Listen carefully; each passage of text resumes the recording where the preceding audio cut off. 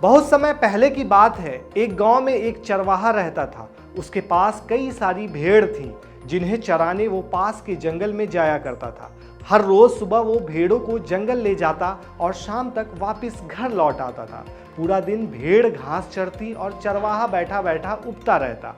एक दिन उसे एक नई शरारत सूझी। उसने जोर जोर से चिल्लाना शुरू कर दिया, बचाओ बचाओ, भेड़िया आया। उसकी आवाज़ सुनकर गांव वाले लाठी और डंडा लेकर दौड़ते हुए उसकी मदद के लिए उसके पास पहुंचे। लेकिन वहां कोई भेड़िया नहीं था, बल्कि चरवाहा हंस रहा था। उसके बाद गांव वाले लौट गए। एक दिन गांव वाले अपने खेतों में काम कर रहे थे और उन्हें फिर से चरवाहे के चिल्लाने की आवाज़ आई, बचाओ बचाओ, भेड़िया आया।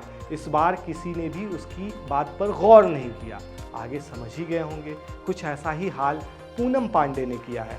विवादित एक्ट्रेस और मॉडल पूनम पांडे इन दिनों लगातार सुर्खियों में बनी हुई है। वजह तो सभी जानते ही हैं। उन्होंने अपनी मौत की झूठी खबर फैलाई और ये हवाला दिया कि वो सर्वाइकल कैंसर के प्रति जागरूकता फैला रही थी। लेकिन सबसे बड़ा खुलासा ये हुआ कि पूनम की इस नौटंकी के पीछे की कंपनी शबांग थी।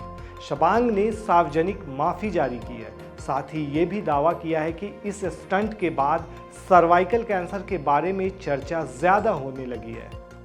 पूनम पांडे की झूठी मौत के पीछे की कंपनी के ऑफिशियल हैंडल ने लिंक्डइन पर माफ़ीनामा शेयर किया है। इसमें लिखा है कि हाँ, हम हॉटरफ्लाई के सहयोग से सर्वाइकल कैंसर के बारे में जागरूकता फैलाने की पूनम पांडे की पहल में शामिल थे। शुरुआत करने के लिए हम दिल से माफ़ी मांगना चाहेंगे, विशेष रूप से उन लोगों के प्रति जो किसी भी प्रकार के कैंसर की कठिनाइयों का सामना कर रहे हैं।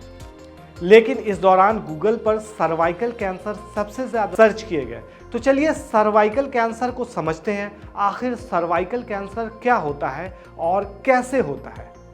देखा जाए तो 2022 में भारत में 1,23,907 सर्वाइकल कैंसर के मामले आए।